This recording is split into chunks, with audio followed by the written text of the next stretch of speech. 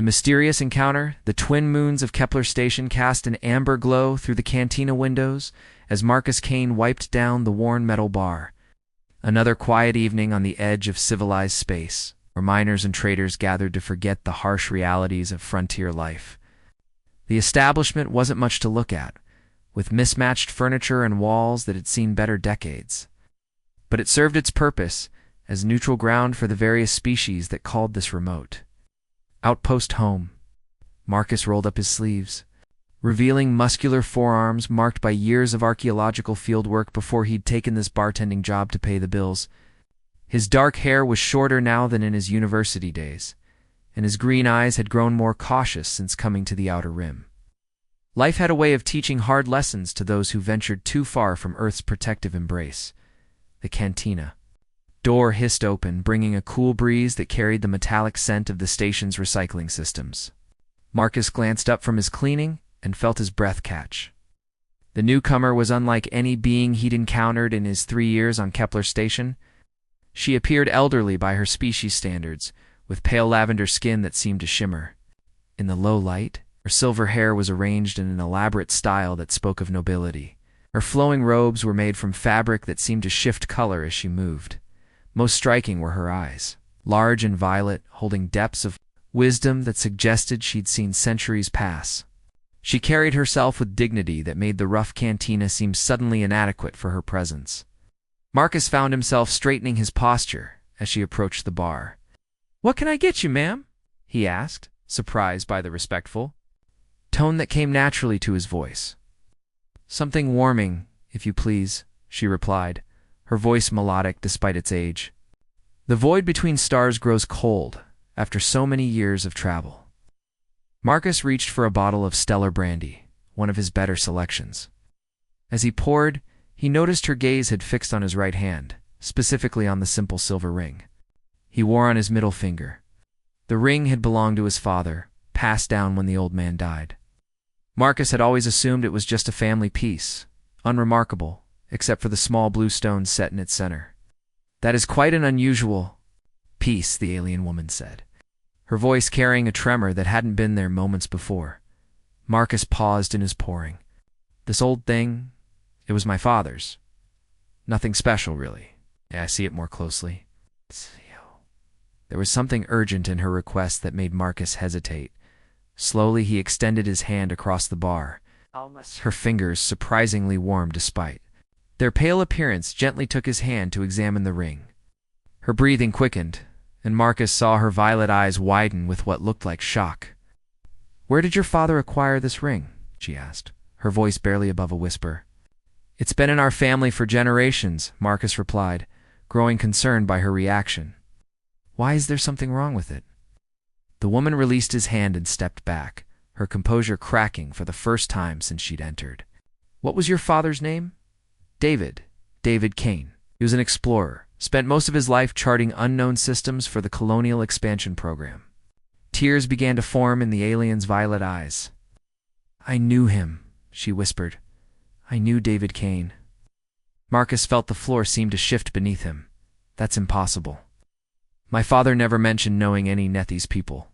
Didn't even know your species existed until I came to Kepler Station. He wouldn't have told you," she said, her voice growing stronger. "It would have put you in danger. My name is Zephyra, and that ring. I gave that ring to your father 35 years ago." The cantina around them seemed to fade away as Marcus stared at this mysterious woman. "You gave it to him?" "We were to be married," Zephyra said, her voice carrying the weight of decades of pain. "Your father and I fell in love during the early exploration missions, but political forces beyond our control tore us apart. I thought he had died in the conflict. That ended our relationship." Marcus's mind raced through childhood memories of his father's reluctance to discuss his early career. The strange artifacts hidden in their family home, the nightmares that plagued the old man until his death. This can't be true. Zephyra reached into her robes and withdrew a small device. When activated, it projected a three-dimensional image above the bar. Marcus gasped at what he saw. A younger version of the woman before him standing beside a human man in an explorer's uniform. That man was unmistakably his father, decades younger, but with the same strong features Marcus saw in old family photos. The ring was crafted on my homeworld, Zephora continued. It was meant to be a symbol of our union, a bridge between our species. But when the colonial wars began, certain factions on both sides saw our relationship as a threat to their power. Happened? Marcus asked, though part of him dreaded the answer. Your father was told that I had been killed in an attack on my home system. I was told he had died in battle. We were kept apart by lies and manipulation. He returned to Earth believing I was dead, and eventually married your mother. I spent decades mourning a man I thought was gone forever. The implications hit Marcus like a physical blow, so you never knew he'd survived either. Not until 3 days ago, when my intelligence network detected the ring's unique energy signature on this station. I came here expecting to find whoever had taken it from his body. Instead, I'd find his son, wearing the symbol of a love that was stolen from us both. Marcus looked down at the ring with new understanding. It wasn't just a family heirloom. It was a piece of his father's hidden past, a connection to a love story that had been buried by politics and war. There's more you need to know, Zephora said, glancing around the cantina nervously. That ring isn't just a piece of jewelry, one that certain people have been searching for across the galaxy. Now that it's been detected, we're all in danger. Before Marcus could respond, the cantina's communication system crackled to life. Attention all residents of Kepler Station. This is Captain Rodriguez of Station Security. We have unidentified vessels approaching the station. All civilians should report to designated safe areas immediately. Zephora's expression grew grim. They've found us. We need to leave now. Who's found us? Marcus demanded. But he was already untying his apron, some instinct telling him to. Trust this strange woman who claimed to have loved his father. Enemies of both our peoples, Zephora replied. Ones who will kill anyone who stands between them and that ring. Ow. As alarms began to sound throughout the station, Marcus realized his quiet life as a bartender on the edge of space was about to end forever. Secrets of the past, the station shuddered as the first energy blast struck its outer hull. Marcus grabbed his emergency pack from behind the bar, while Zephora moved with surprising agility toward the cantina's back exit. Red warning lights bathed everything in an ominous glow as they hurried through corridors filled with panicking civilians. This way, Zephora called, leading him down a maintenance shaft that seemed too narrow for someone her age to navigate so easily. There's a docking bay in the lower levels where my ship is waiting. Oh. They emerged into a cargo area just as another explosion rocked the station. Through a nearby viewport, Marcus could see sleek black vessels surrounding Kepler Station like predatory sharks. Their design was unlike anything he'd seen before, angular and menacing with weapon arrays that pulsed with deadly energy. Who are they? Marcus asked as they ran. They call themselves the Shadow Syndicate, Zephora replied, breathing hard but maintaining her pace. They've spent decades hunting for artifacts left behind by an ancient race. Your father discovered something they wanted, and they've never stopped looking for it. They reached the docking bay to find a graceful vessel waiting, its hull gleaming with an iridescent finish that seemed to shift through the entire spectrum of visible light. The ship was clearly of Nethi's design, organic curves replacing the harsh angles favored by human engineering. The boarding ramp lowered as they approached. Marcus saw a figure silhouetted in the ship's interior lighting. As his eyes adjusted, he felt his breath catch for the second time that evening. The woman descending the ramp was stunning, with the same pale lavender skin as Zephora, but deeper in hue, suggesting youth and vitality. Her silver hair fell in waves past her shoulders, and her violet eyes held an intensity that made Marcus's pulse quicken. Mother, we need to depart immediately, she said, voice carrying the same melodic quality as Zephora's, but with an underlying strength that spoke of command experience. The Shadow Syndicate ships are preparing to board the station. Marcus Kane, Zephora said formally. Meet my daughter, Naya. Captain Naya. Zephora's. Naya's eyes met Marcus's, and he felt an electric shock of connection that had nothing to do with the ring on his finger. She was beautiful. But more than that, there was something about her presence that called to him on a fundamental level. So you're David's son, Naya said, her gaze intense as she studied his face. You have his eyes. You knew my father too, Marcus asked, surprised by the roughness in his voice. I was very young when he and my mother were together, Naya replied. But I remember him. He used to tell me stories about Earth, about oceans and forests unlike anything on our world. Her expression softened slightly, was kind to me, treated me as if I were his own daughter. Another blast shook the station. Closer this time. We can share memories once we're away from here, Naya continued, her captain's authority reasserting itself. Everyone aboard? They hurried up the ramp as the ship's engines began their startup sequence.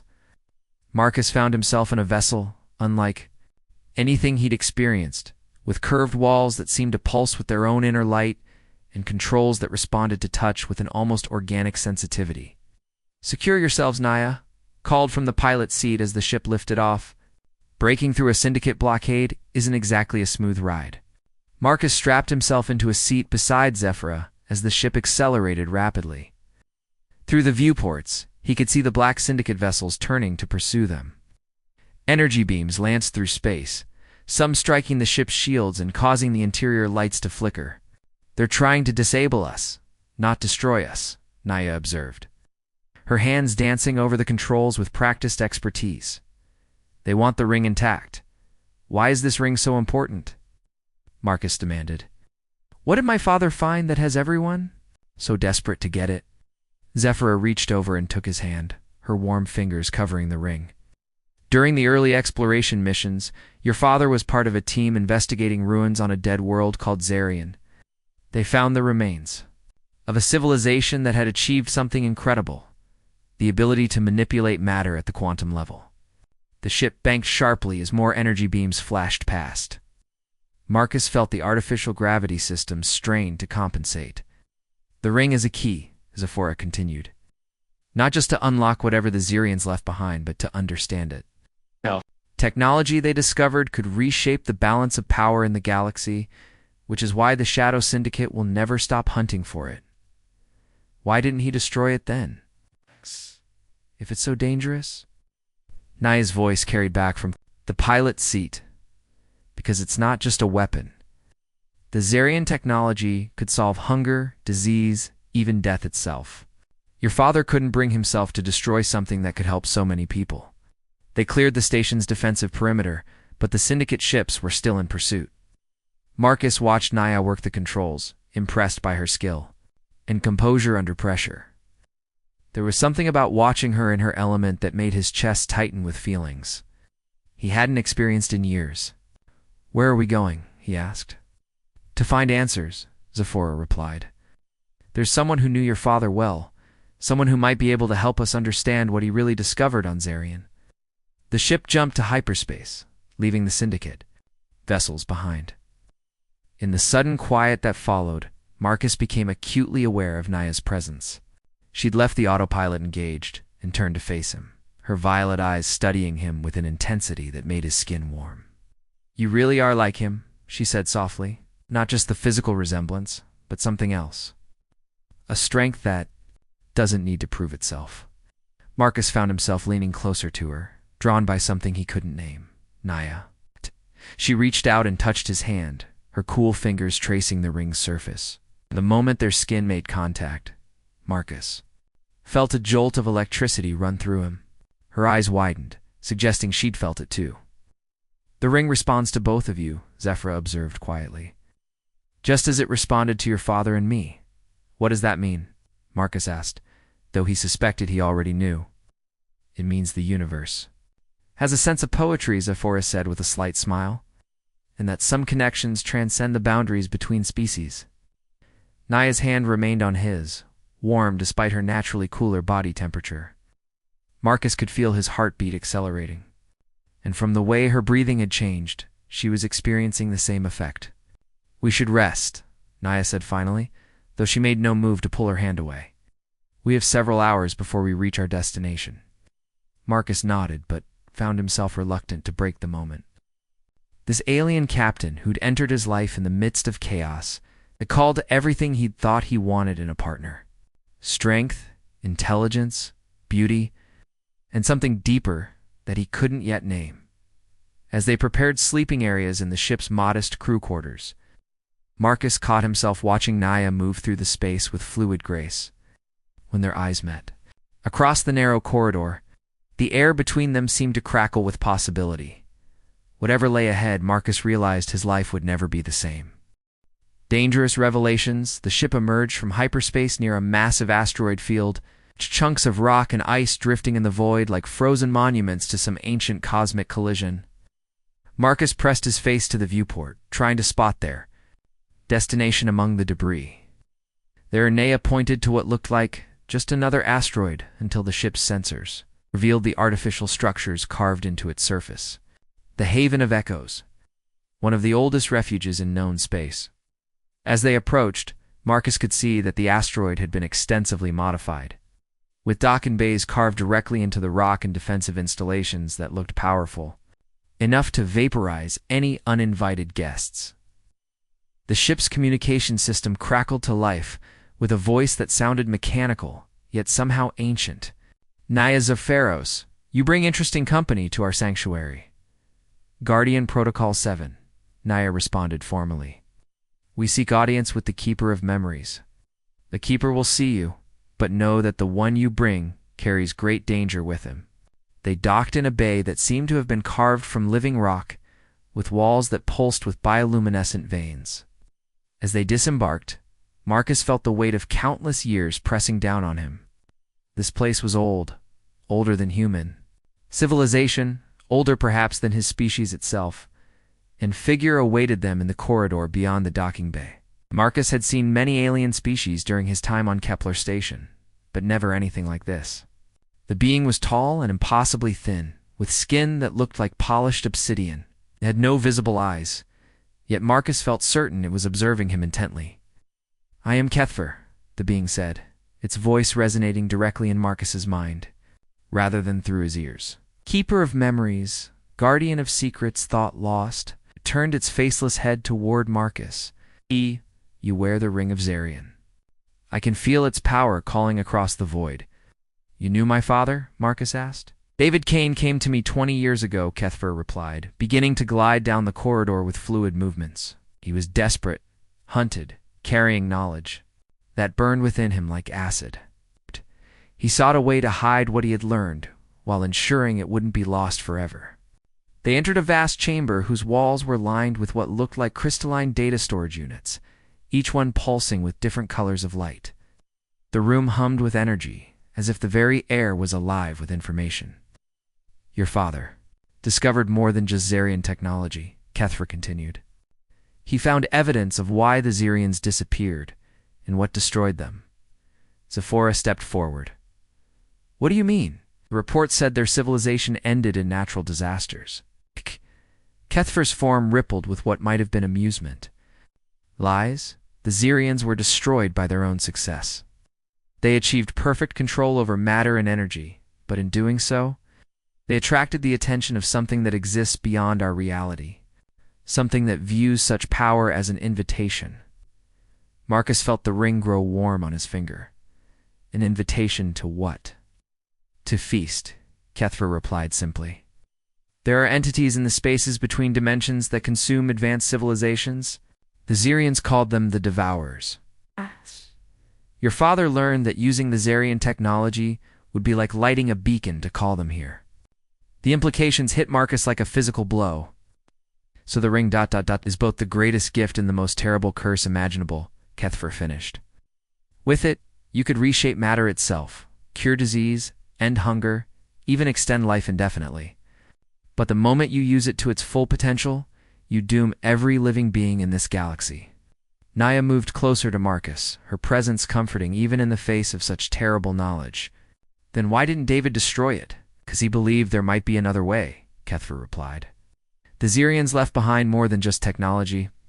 They left warnings, instructions, perhaps even a method to use their gifts without attracting the Devourers. But finding that knowledge would require entering the ruins on Zarian itself." The chamber suddenly pulsed with alarm signals, red light washing over the crystal storage units. Kethver's form stiffened with what Marcus was beginning to recognize as surprise. "We are under attack. The Shadow Syndicate has found us." Through the chamber's transparent sections, Marcus could see sleek black ships emerging from hyperspace, their weapons already charging. Explosions began to rock the asteroid as energy beams struck its surface. "How did they track us here?" Naya demanded, already moving toward the exit. "The ring," Kethver said grimly. "Its energy signature is growing stronger. Soon it will be impossible to hide." They ran through corridors that shook with each impact, emergency lighting casting eerie shadows on the walls. When they reached the docking bay, Akus could see that Naya's ship had taken some damage from debris, but appeared spaceworthy. "We can't outrun them forever," Naya said as they boarded. "And we can't stay here. Kethver's people will be slaughtered if we remain." Marcus looked at the ring on his finger, then at the two women who had risked everything to help him. "Maybe it's time to stop running." "Absolutely not," Zephyr said firmly. "If the Syndicate gets that ring, they'll eventually get it anyway." Marcus interrupted. "Look around. They found us here in one of the most hidden places in the galaxy. They'll never stop hunting us." Naya's eyes met his across the ship's interior. "What are you suggesting?" "We go to Zarian," Marcus said. "We find out what my father was really looking for. Maybe there is another way to use this power without destroying everything we care about." As Naya fired up the engines, Marcus noticed. Her hands were trembling slightly.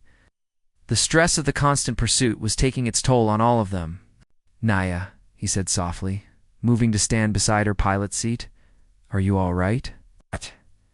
She looked up at him, and Marcus saw fear in her violet eyes for the first time since they'd met. "I've been a starship captain for 15 years, she said. "Quietly, I've faced pirates, hostile aliens, even Imperial warships.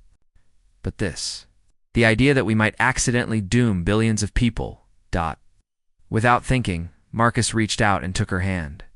Her skin was cooler than his, but the contact sent warmth spreading through both of them. "We'll figure it out," he said. "Whatever my father found, whatever solution exists, we'll find it." Naya's fingers tightened around his.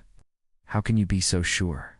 Marcus looked down at their joined hands, human and Nethi's, pale skin against lavender. "Because we're not doing this alone anymore. My father tried to handle this burden by himself, and it nearly destroyed him, but we have each other." Their eyes met, and Marcus felt that electric connection again, stronger this time. Without conscious thought, he leaned closer, and she tilted her face up toward his. Their lips met in a kiss that was tentative at first, then deeper as they discovered how perfectly they fit together despite their different species. When they finally parted, both were breathing hard. Naya's eyes had darkened to deep violet, and Marcus could see his own desire reflected in them. "This is probably not the best time for this," Naya said softly, though she made no move to pull away. "Probably not," Marcus agreed, his thumb tracing circles on the back of her hand. "But I can't think of a better time to start living." Another explosion rocked the asteroid, reminding them of their immediate danger. Naya squeezed his hand once more before turning back to the controls. "Zarian it is," she said, engaging the hyperdrive. "Let's go find some answers." As they jumped away from the asteroid, Marcus caught a glimpse of the battle raging behind them. Kethver's people were holding their own for now. But he wondered how long they could withstand the Syndicate's assault. The ring pulsed on his finger. Warm and somehow eager, as if it knew they were finally heading toward their true destination. Marcus just hoped they would find answers before the Syndicate found them again. The test of worth the dead world of Zarian hung before them like a gray pearl against the black of space. Its surface scarred by ancient cataclysms that had wiped away all traces of the civilization that once thrived there. As Naya piloted their ship through the debris field that surrounded the planet, Marcus could see the massive ruins that dotted the landscape, structures so large they were visible from orbit. "The Syndicate ships are still tracking us," Naya reported, checking the long-range sensors. "They're about 6 hours behind." "That should give us enough time," Zephyr said, studying the planetary scans. "The main ruins are in the northern hemisphere. According to the data your father left with Kethver, the primary facility is built around something called the Nexus Chamber. They landed near a complex of buildings that stretched 4 kilometers across the planet's surface. The architecture was unlike anything Marcus had seen, with flowing curves that seemed to grow from the Earth itself rather than being constructed upon it. Everything was built from a material that looked like crystallized starlight, translucent, yet somehow solid. Stay close, Naya warned as they prepared to leave the ship.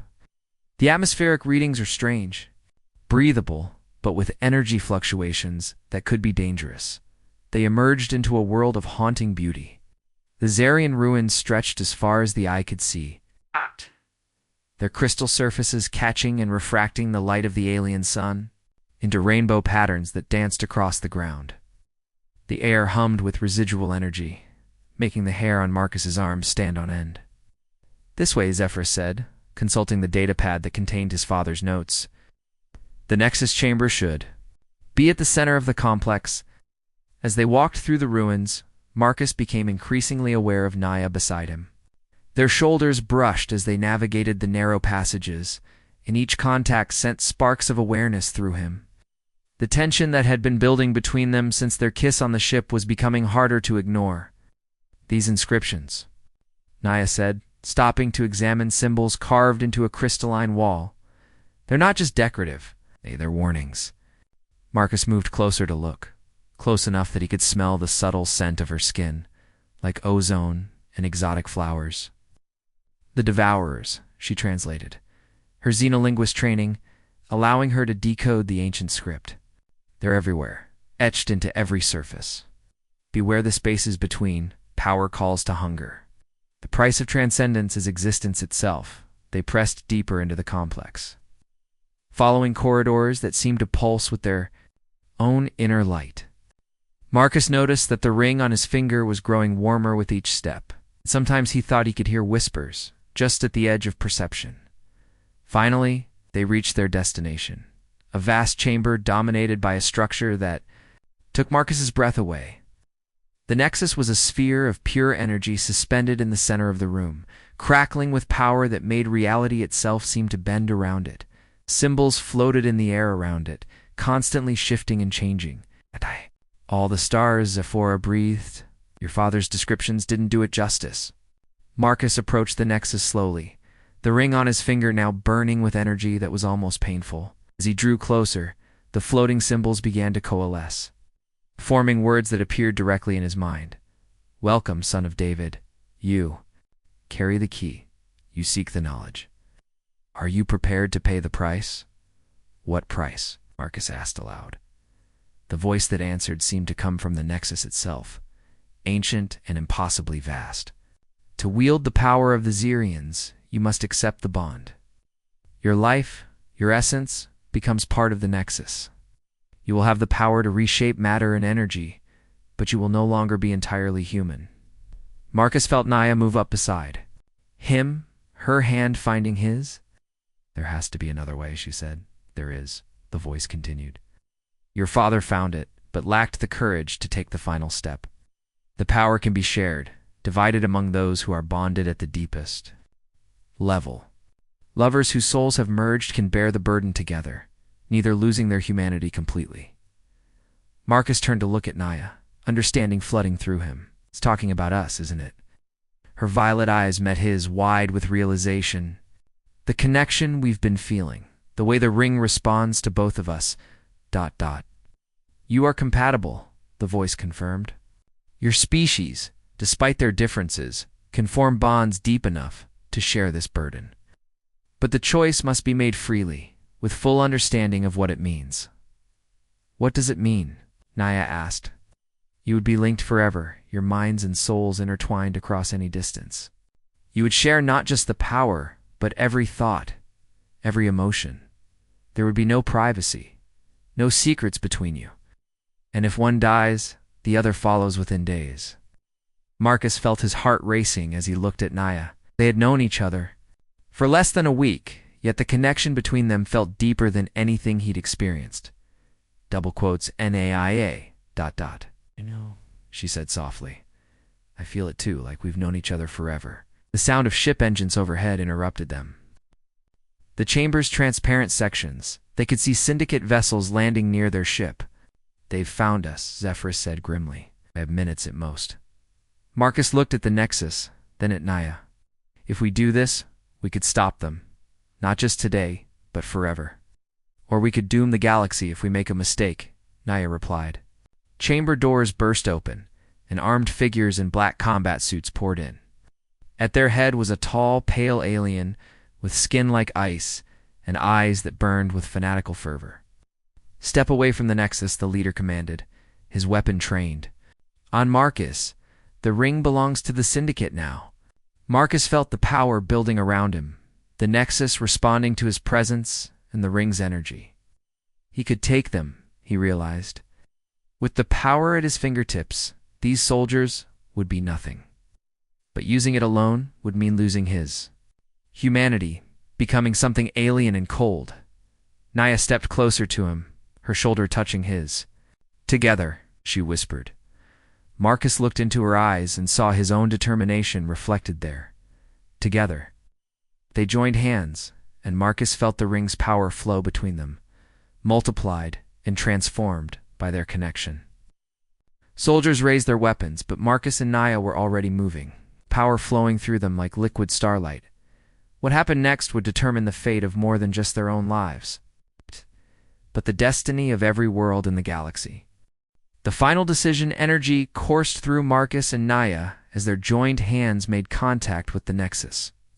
The ring's power amplified beyond anything either of them had imagined possible. But instead of the cold, alien sensation Marcus had expected, he felt warmth, completion, as if he'd found a missing piece of himself.